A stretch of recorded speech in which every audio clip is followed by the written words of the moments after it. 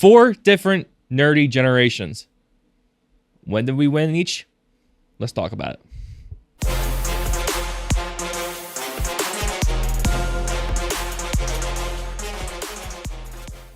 Welcome back to the table, everybody. I'm the lovely host, Kev, aka Spider Kev. I am with my brothers, Mike Barry. Hello there. Jorge. Here. And the host of Streetlight Confessions and the owner of Baby Gorilla Comics, Jose. That's them. Me, Scarecrow. They're both. Hola, mi gente. ¿Cómo están? Listen, we got an exciting topic to talk about. Is obviously we're all different ages. We all came in different generations. So the question I need to ask you, fellas. Very different. Very different.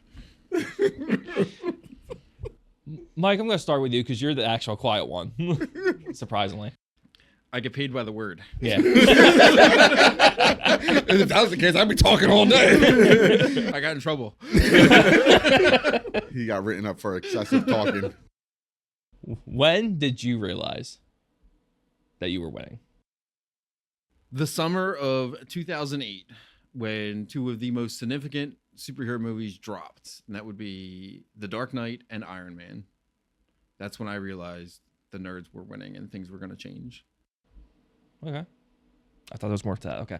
Jose? By the minute, remember. Well, all right. So for me, it's a little different because for me, like, you know, Superman, Christopher Reeves was my Superman. That's when my nerd culture started. But when we started winning as like a community and as a culture, I'm going to have to agree with Mike where The Dark Knight and Iron Man really, for movies, really hit the ground running. You know, we had Batman 89, but after that, we didn't have Blade until like 6 years later. Christopher Reeve, Superman was in the 78 was the first one. We didn't get Batman till 1989. So it didn't hit till like the 2000s is when it really started hitting. Right. I'm going to go to a time when I wasn't around, and it was in the late 70s with Star Wars. Star Wars, where a scientific movie became a cultural phenomenon.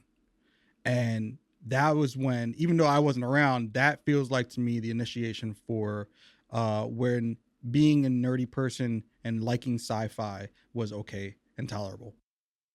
Yeah. Right around the same time as Superman, too. Mm-hmm. Like, they both came in 77, 78. Yeah. So, yeah, it makes sense.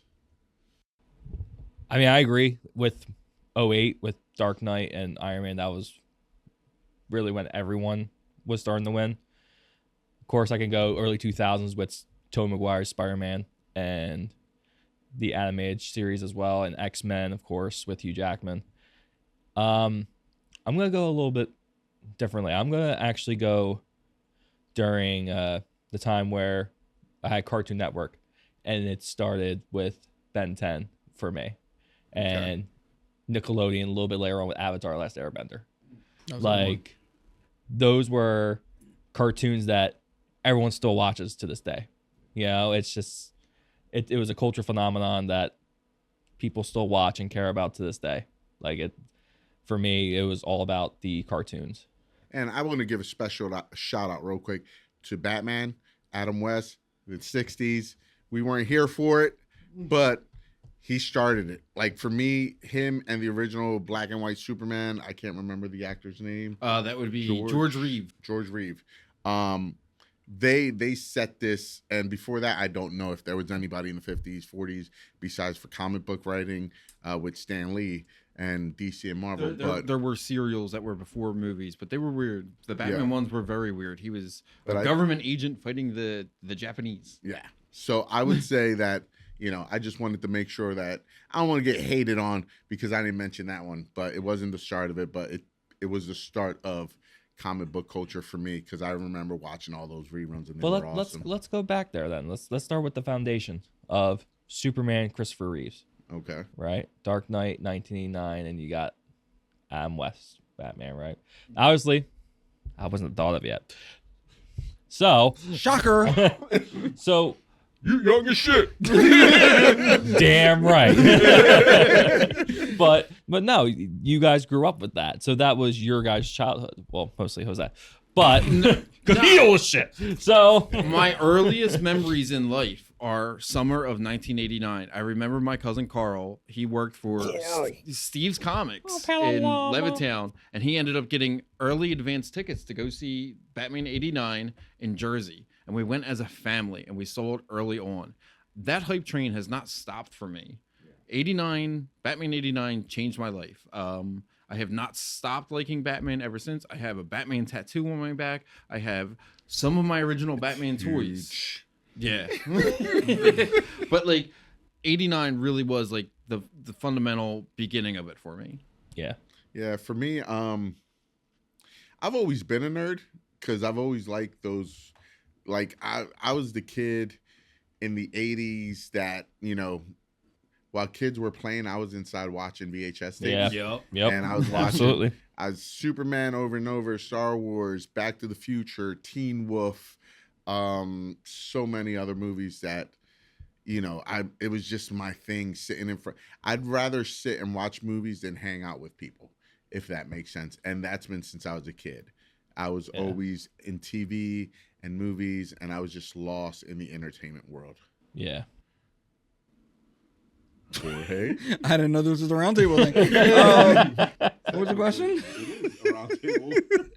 But no, but just going back, do you like when you think of Superman, right? Like for me, obviously I wasn't born, I wasn't thought of yet. Shut it. You keep rubbing Sorry. it in. Sorry. So that was big for you guys at that was. time because it was start of something that nobody would ever think could happen. Because all you remember of Superman is from 2-cent comics, right? Not ain't that old. They were $1.98. No, without Superman, Richard Donner, and giving the gravitas that a character like this deserves, you end up hiring who played Jor-El? He just passed away too. The guy who played Jor-El in Superman. Yeah, I can't remember his name, but he literally just passed away like 2 weeks ago. Damn. Yeah. complete brain. Marlon Brando. My bad. So you get Marlon Brando. Oh, I thought you were talking about Zod. I'm No, sorry. yeah. I was completely No, lost. in the dude who original plays Superman. Zod So you just get passed away. Marlon Brando. You hire a Yes. caliber like that. You get Gene Hackman, a caliber like that, and then you hire a relatively unknown to play the main character in Christopher Reeve, and you decide to change how special effects are filmed and what a person can actually see on the screen, and you start to believe a man can fly. Yep. And when you're watching that on a little TV like this, and it's fuzzy as hell, and like you're 10, you're 6, you're 17, you really believe it, and you see how important this stuff can be. At me at 17. I don't know, because you're like a You couple probably years were older at than that me. point. But like you start to understand why these characters are important and why seeing them on the big screen is important. And without Richard Donner figuring that out in the late 70s, you don't get any of this. Yeah. Superman was definitely it for me. Christopher Reeves was larger than life. Like, I have a painting of him right there. Like, I love Christopher Reeves. Always have, always will. He was more than, he wasn't Christopher Reeves to me. He was truly Clark Kent. He was Superman as a kid. Because when, you know, I remember originally watching that and remember it maybe in like 85, and I was 7 then, you know. Not 17? Not 17, only 7. Fun fact. No, I'm just playing. But and it was just growing up the way I grew up, in where I grew up, and how I grew up. It was good to have something to look up to, you know. And I never knew Superman was Christopher Reeves until the horse accident. Yes. Yeah. In like 89 I or remember whatever. that distinctly. And I cried like a baby when I heard he would never play Superman again. And I remember when they brought him back in for Smallville to play the professor. And then to lead that into Batman 1989 was to me crazy, because to me that was only like a 5-year gap in between the two, you know. So I was young, so I didn't know that it was actually like 11-year gap. That was the first movie as a 11-year-old, when I was 12-year-old, when I was making my own money. Yeah, sweeping the barbershop at the corner. Sounds like a hairy job. $2 a day. Oh, the dad jokes. But yeah, that was the first VHS movie I ever purchased. Broke Kevin. I think we broke him. He's like that guy. You ever see the one who does the food stuff Yeah, and he eats and he just throws chucks his the glasses? glasses. Yeah, that's Kevin Yeah. right now. Yes. But yeah, for me it was that, and then it led into to Batman, and then we'll go into the 90s, but I'm sure we're gonna get close to talk about that soon. Yes, we are. George, how about for you, my friend? I mean, yeah, definitely Superman was the start of the trend. Now, I didn't grow up watching Superman. I was late in the game with my nerdism, but my nerdism spanned from a lot of books, Harry Potter, Lord of the Rings, and stuff like that. But you can read? These things work for a reason, all right? But going back to Superman, yeah, Superman was the epitome of what a superhero was. And then to have somebody who played the role so well, like Christopher Reeves, it brought that to life, you know, where everything was in comic books or in a cartoon format. But to see, like Mike said, see somebody actually fly for the first time Big. was a big moment. And it makes kids of that age and that generation wish they can do the same. And that's something that you can't take away from Christopher Reeves and Superman. But even back to what you were saying about Star Wars, because it came out around that time as well. Because that was because Mark Hamill brought it up during like an interview with like a bunch of actors around, because Dwayne Johnson asked him, like, when you were on set, were you like, this could be something, or are you just like, what the hell are we doing? Mark Hamill told him that his audition tape was just a scene. He didn't get the full script for anything when he was auditioning, and he was with Harrison Ford doing like the pre-screen and shit. I did see that. So like looking at Star Wars and then looking at Superman, like two different genres, but as a nerd, it's like you fell in love with these characters. You fell in love with both of these franchises. It's something that's never been fully done at that capacity yet. And not even not fully done, but on the big screen. Yeah. We're talking Hollywood. We're talking... Technology hasn't been advanced the way it is now. Yeah, I mean, just to go into a theater and say, I'm watching Superman fly. I'm watching Luke Skywalker fight Darth Vader in the Death Star. In a freaking dogfight in space. Like, that's crazy to see. Unimaginable because, at that time. At that time, our imaginations could think it, but to actually physically see those things, and then for the ingenuity of the guys behind the scenes to make those things feel real. You know what I mean? I was watching a documentary and they were talking about how the scene where Palpatine was coming into the Death Star for the first time, it was all hand drawn. Matte paintings were a big thing. It was matte paintings, and they made that feel real. And that's why a lot of our stuff for like that late 80s and stuff like that, or late 70s, felt really, I don't know, it felt really big for us for the first time. Yeah. You know? And then like we weren't like, it looked real. It did. Yeah. Like for that time, that was extremely well done. Like I know my kids like, this shit looks bootleg. You know? Yeah. But like, yo, it was like seeing like Yoda, you knew he was a puppet, but like Vader scared the shit out of me. Like scared me, you know? There's a fluidness and I don't know what word to use, but other than like touchability to Yoda and all this stuff that you just don't get with CGI. Like there's just, it's there, it's visceral, you can see it, you can touch it if you had to, and CGI has made us lose many things. Like especially back then when there's no social media, there's nothing. Yeah. Like No correct spoilers. Correct me if I'm wrong. Jaws came out in the 70s, right? Yes. 70s. My mom always tells me every time she watches it how nobody wanted to go in the ocean because they were terrified because they thought We Jaws were was real. scared. Sounds about right. Yeah. And I watched it in the 80s, and I mean, I think part 2 and 3 came out in the 80s. Yeah.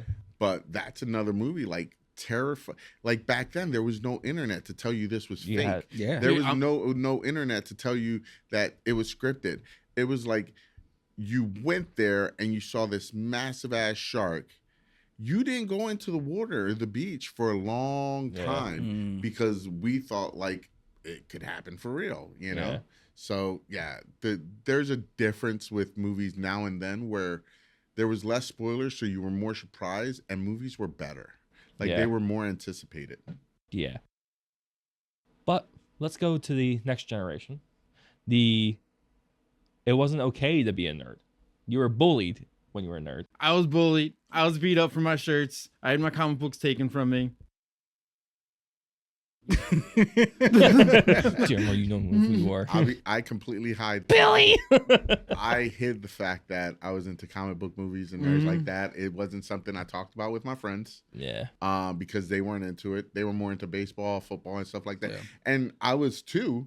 Like I played football, I played baseball, I collected the cards and everything. But to be a nerd that watched, Batman, Superman, read the comic books. Yeah. Like I used to live in North Philly, 600 Park. I used to catch 2 buses, the 47 to 5th and Godfrey and the 77 to Northeast Philly on Saturdays just to meet my cousins to get comic books. Yeah. Right at Cottman and the Boulevard. Yeah.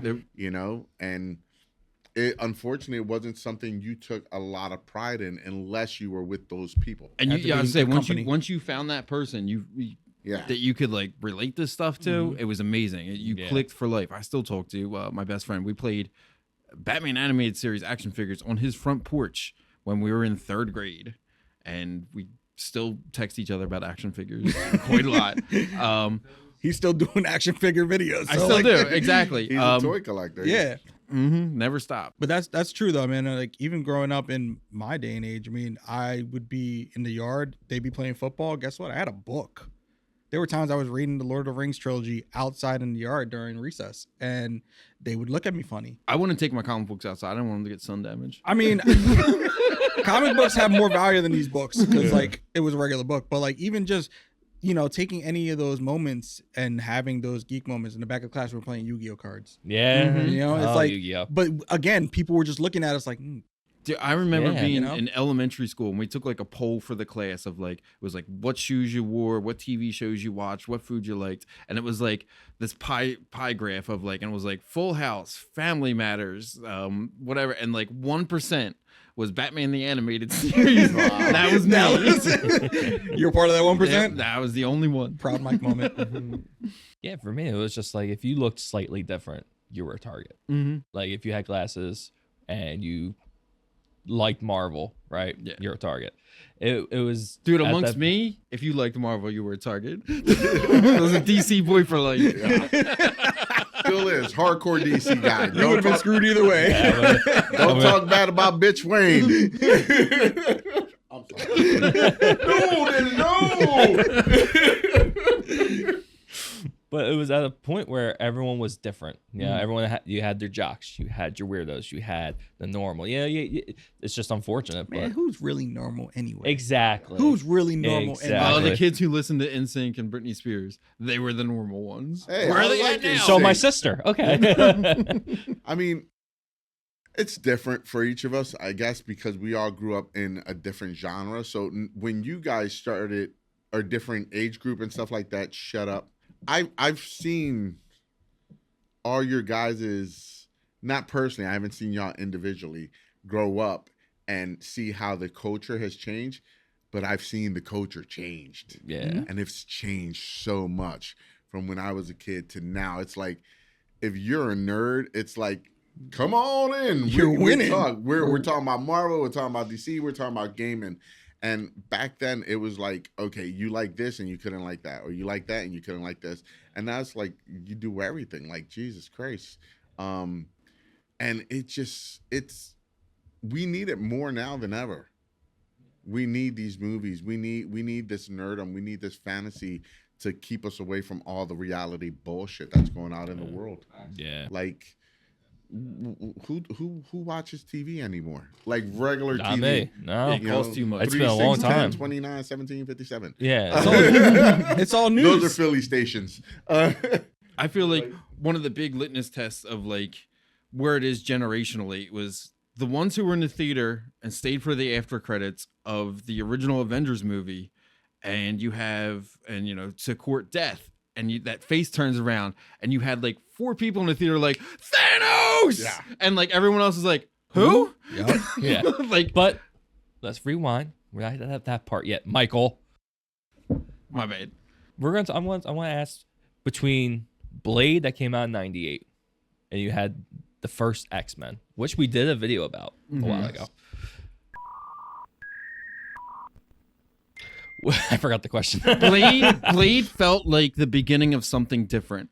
I feel like after the Batman movies kind of took their downward spiral, you had a lull where you had your Steel movie, you had the Shadow, and you started bringing in all of these kind of pulp heroes where they didn't want to touch like superheroes, like real superheroes.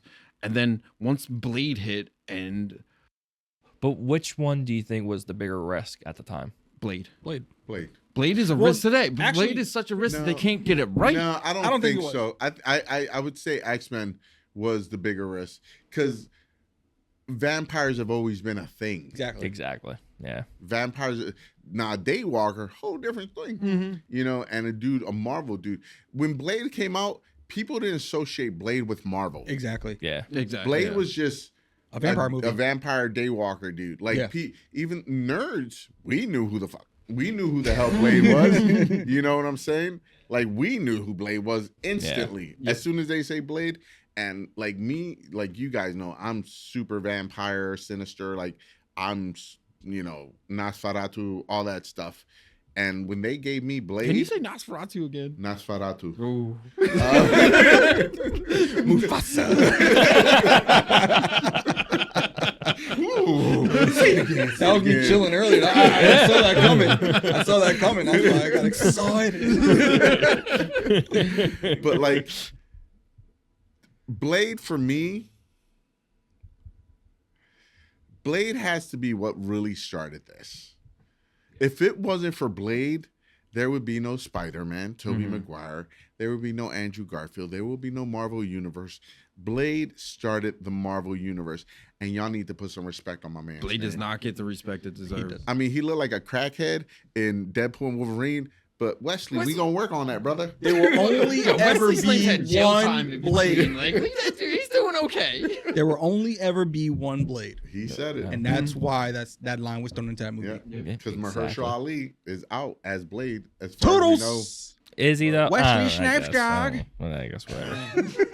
But like for me, Blade and the X-Men were huge. I think the X-Men taking a professor and putting in 7-8 characters that all had different powers.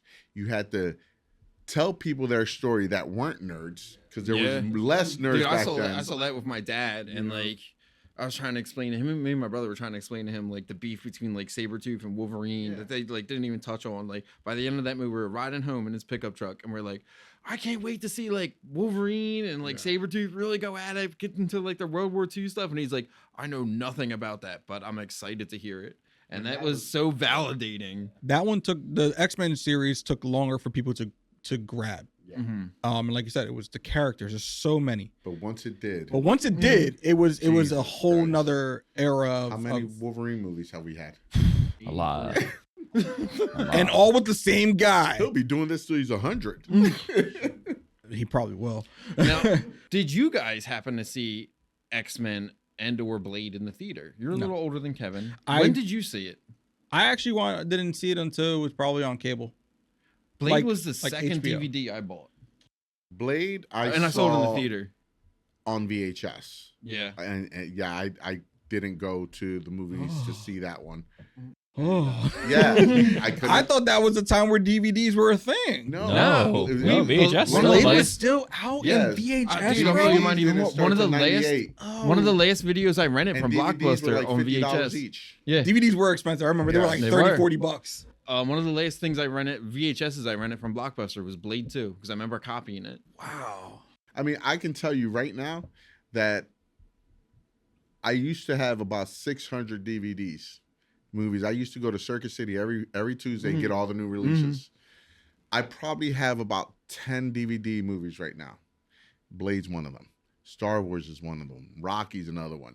It's all Marvel movies and stuff like that. It's the only thing I kept. Everything else I got rid of. Those are gonna be Was valuable Phantom one day. Menace 99?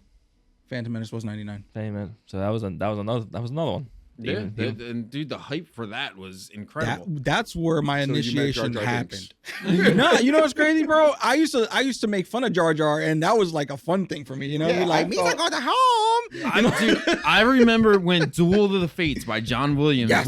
was on TRL. Mhm. People were calling up being like, "I want John Williams," and Carson Daly was like, "Video number 1."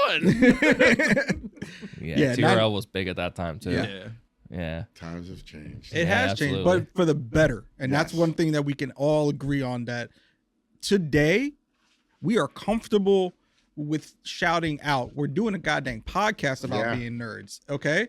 We're able to Geeks talk at about the nerd table. hey. You don't have to order your superhero shirts from the back of a comic book No. and or the comic book shop. Yep. I remember when certain comic book shops had a clothing rack and you can get their promotional shirts. You can go to Walmart and pick up 32 different comic book shirts now. Pretty much. Yeah. And it's even like stores like Hot Topic. They might have like 2 or 3 comic book shirts back in the day. It's no longer just And the now emo it's store. like everything. Like you can order it online. They have plenty in the store, although they still only go to 2X. I hate you guys for that. Yeah. They're trying to tell us something. I like food.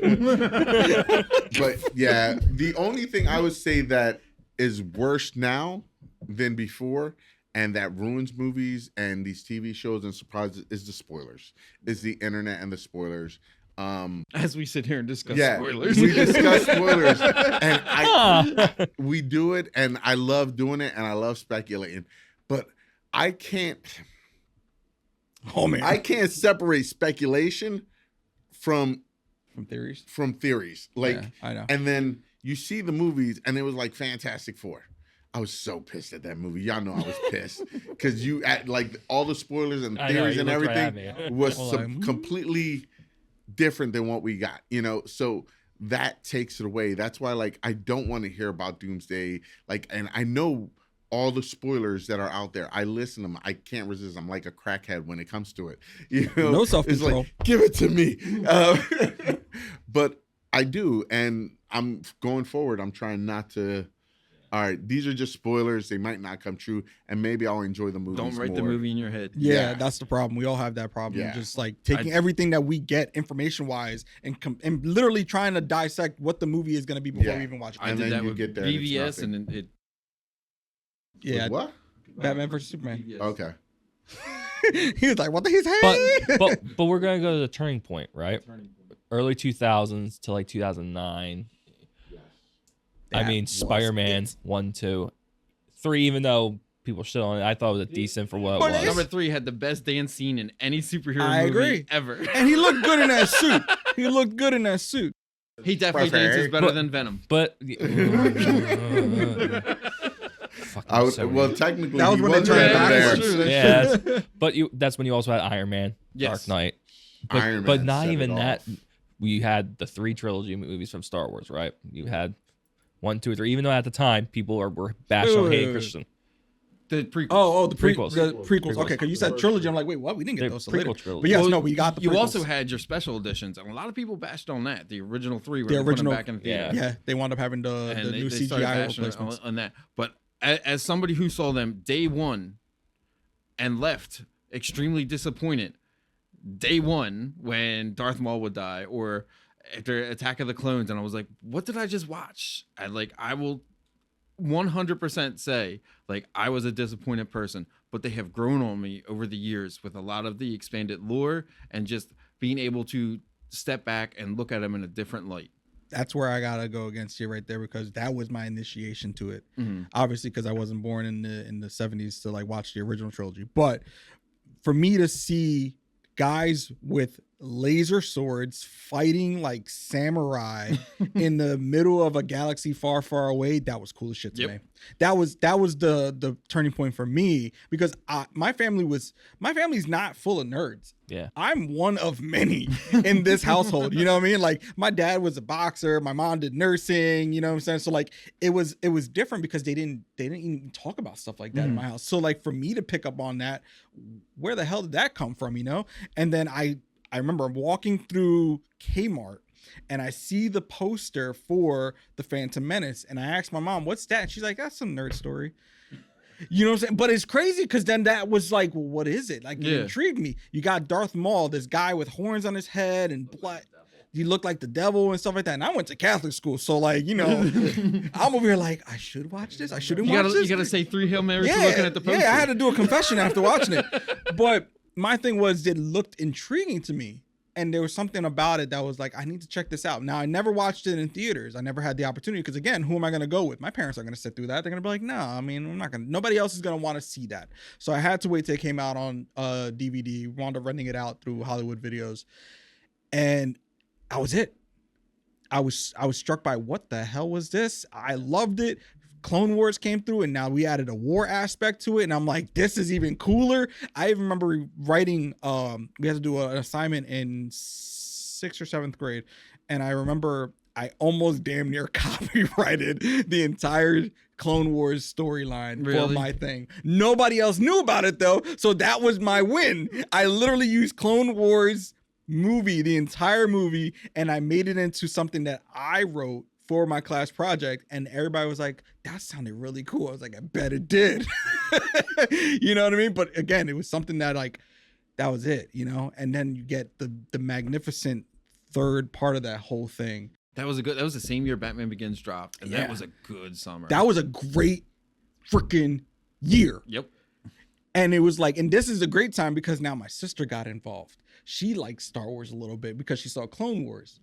And now I was like, I'm not the only one. Thank God. There's more than one of us now. She's come to the dark side. Yeah, and it was great. She was my ride or die when it came to Star Wars, when it came to video games, same music type. So like, it was all kind of like, it was a good bonding moment. It was one of the golden ages, I think, because you really, if you look at Star Wars, right, Harry Potter started. Oh yeah, like you got all that. You got Lord of the Rings, even though I never really watched Lord of the Rings. Yeah, Lord. You almost awesome. You talking? I never finished any of them. I was still asleep. Lord of the Rings. You've had your cartoons. Mm-hmm. That Batman animated series, the Spider-Man animated series, X-Men. You know, the Saturday morning cartoons. Saturday morning cartoons was big. Yeah. And of course, you also had movies. But what movie do you think truly flipped the switch for Hollywood when it comes to the nerd culture? Dark Knight. Had to be Dark Knight. I gotta go Superman, the original Superman. I think. Wait, are we talking about in this decade? In this decade, or just like the 2000s era? In general. Oh, if you really think, what do you think really flipped the switch? What brought it to the forefront was Superman. That a superhero movie can be made and can smash box office records. So I think if it wasn't for Superman, none of this would have ever happened. I took my mom to see The Dark Knight because of the hype, because of what it was kind of perceived as a mobster movie that just has superhero elements kind of sprinkled in. And it had this mass appeal that I don't feel was seen before that. I mean, Spider-Man, the original Sam Raimi one, that was a superhero movie, and it was coming off the back of when America was like the most patriotic it could be, and you had Superman swinging on the American flag, and everyone was like, this is amazing, and like, let's all get together and you know, fight the bad guy.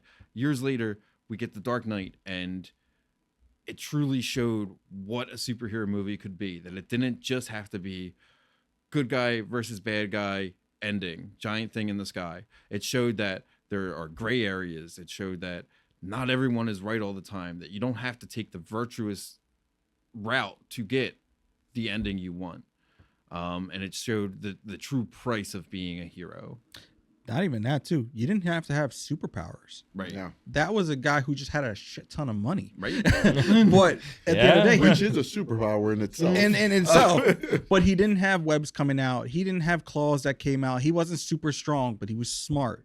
And I think that's where it was a big win for superhero movies because you didn't need to have the cool stuff. You just needed a brain. Marvel really needed the win too, and I think Spider-Man was the big part in X-Men because Tobey Maguire's 1 and 2.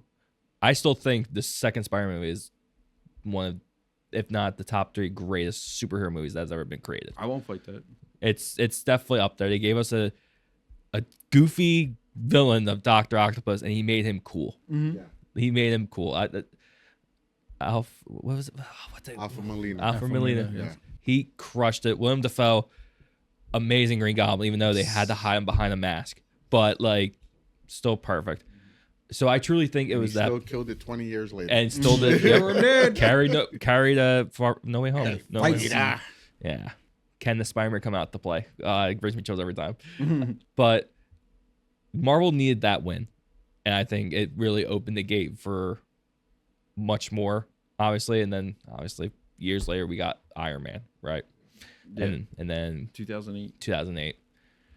That was another fun test. Was at the end of Iron Man when Sam Jackson just comes out of nowhere and he's like, "I'm putting a team together," and I'm like, "Ultimate Nick Fury," and everyone's like, "Who?" I'm Nick Fury, Shield, put him together. But even that point for Marvel was always just known for their animated stuff. Mhm.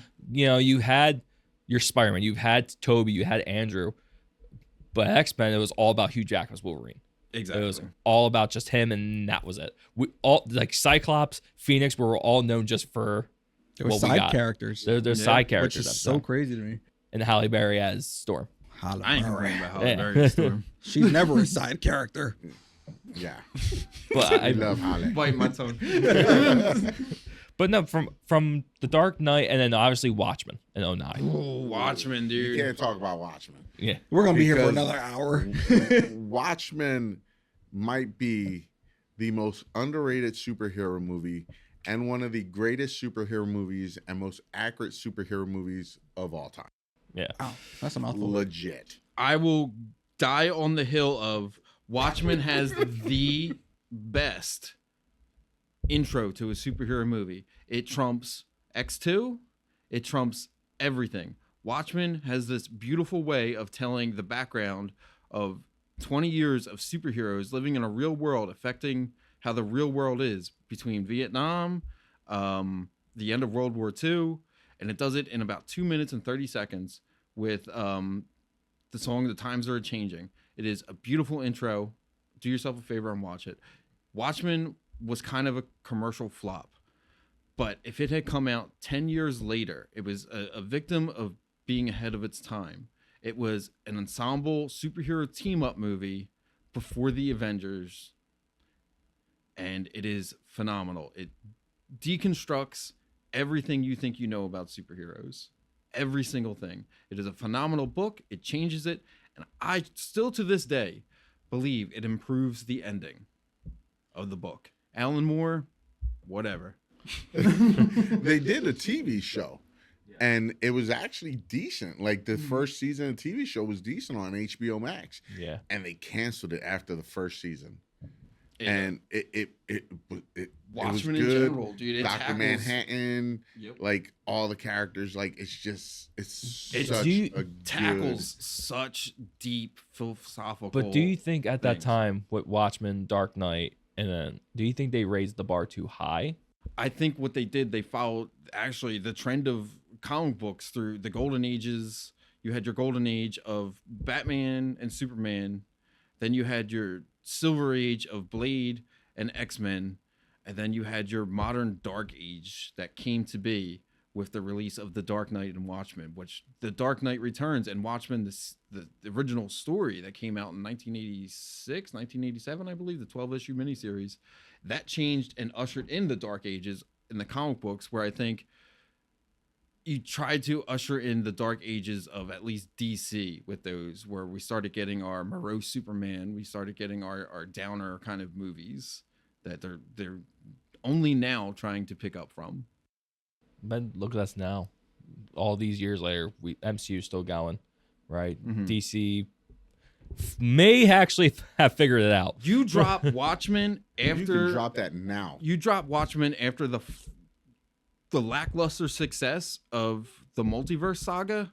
Watchmen is a $1 billion movie, and it changes what is going on with comic books right now. Comic book movies. That's crazy. Yeah, the Watchmen. If they can release it now, and it would be huge. It would be huge. If And Zack Snyder was ever born to direct any movie outside of 300, 300's a comic book great. adaptation too, and it's phenomenal. So good. But every single strength that man has is turned up to 110 in Watchmen.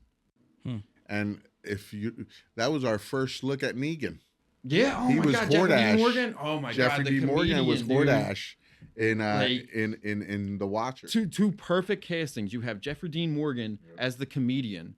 I'm sorry. Where him and Night Owl are fighting off a riot of the superhero act that eventually, the Keen Act, which eventually killed the superhero vibe in the Watchmen universe. But he's sitting there firing off sandbag guns at all these protests. He decks a woman in the face. And Night Owl's just like, what happened? What happened to the American dream? And Jeffrey Dean Morgan starts reloading his gun. He's like, what do you mean what happened? The American dream came true. You're looking at it. And he flicks his gun up and starts walking away, shooting at other people.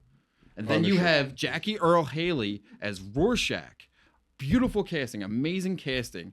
And to sum up kind of the entire vibe of Watchmen in one line, he says, the whores and the politicians will shout at us, save me, and I will gently whisper no. Mic drop. Literally. Hey. That's a segment right there. If you want us to talk about Watchmen more, and maybe we can have a first viewing party. Yeah, I've probably seen glimpses of it. I've seen Dr. Manhattan in the blue, which by far looked really cool. He's just as naked in the comic book too. Yep, and he's just swinging along. Anyway, guys, If you want us to watch that, let us know, please. I will It's a great gladly movie. talk about Watchmen. You should watch it because it is a great. No, I've heard good thing. I just at the time again, I wasn't Just give yourself really into 3 it. hours. That's fine. I don't got much to do. Anyway, sorry. but no, it's looking back at it and looking at nerd culture now, where it's so acceptable to be who you are, which is great. It's fantastic because we go to Fan Expo, people cosplay as whoever, whether it's something from anime like Dragon Ball Z, because Dragon Ball Z was good. It was big at that time as well. Actually, they just had their convention at American Dream. Yeah, They just had it this last weekend. yeah. Anime is so big. It now. is, and it's crazy. Like you see guys walking around chainsaws on their face, Yeah. or you see someone that's just like walking around in like a button-up suit with like hair like that's a little long. And you're like, who the F are you? And they're like, Yu Yu Hakusho. And I'm like, what?